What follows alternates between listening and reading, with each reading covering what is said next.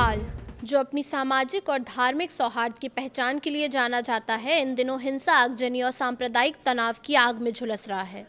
एक धार्मिक यात्रा से शुरू हुआ विवाद अब कई शहरों तक फैल चुका है। आखिर इस हिंसा की शुरुआत कैसे हुई, हालात कितने गंभीर हैं और सरकार के सामने कितनी बड़ी चुनौती है, आइए समझते हैं इस वीडियो में।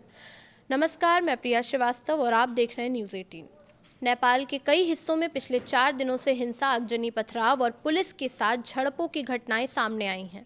हालात इतने बिगड़ गए हैं कि कई जिलों में कर्फ्यू लागू करना पड़ा, जबकि संवेदनशील इलाकों में नेपाली सेना को भी तैनात किया गया। इस पूरे विवाद की शुरुआत सुनसरी जिले के देवानगंज इलाके से हुई।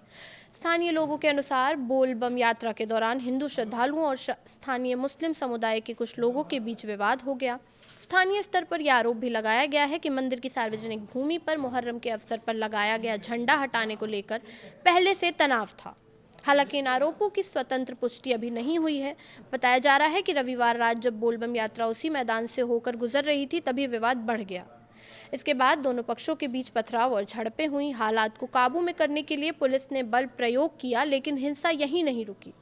देखते ही देखते ये तनाव सुनसरी से निकलकर नेपाल के कई अन्य शहरों तक फैल गया।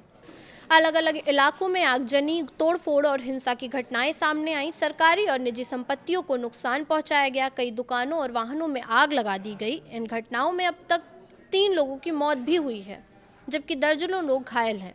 घायलों में प्रदर्शनकारी, आम नागरिक और सुरक्षाकर्मी भी शामिल हैं। स्थिति को नियंत्रण में करने के लिए प्रशासन ने इनरवा, जनकपुर, सिरहा, गोल बाजार और लाहान समेत कई इलाकों में कर्फ्यू लागू किया। अतिरिक्त पुलिस बल, सशस्त्र पुलिस और नेपाली सेना को तैनात किया गया। कई संवेदनशील इलाकों में फ्लैग मार्च तक हुआ और हवाई निगरानी भी बढ़ाई गई। इस बीच नेपाल के राष्ट्रपति रामचंद्र पौडेल ने देशवासियों से शांति बनाए रखने की अपील की है।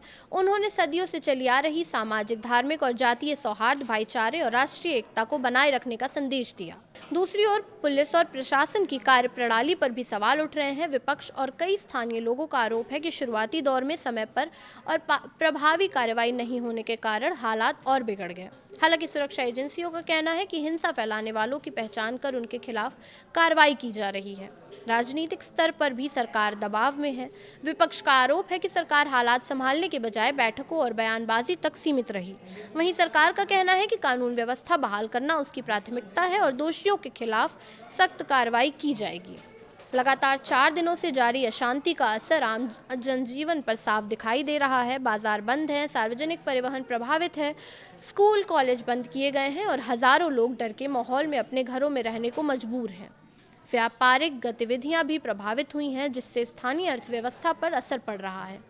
अब सबसे बड़ा सवाल यही है कि क्या प्रशासन जल्द हालात पर पूरी तरह काबू पा सकेगा, या क्या नेपाल अपनी सामाजिक एकता और शांति को फिर से उसी मजबूती के साथ कायम रख पाएगा।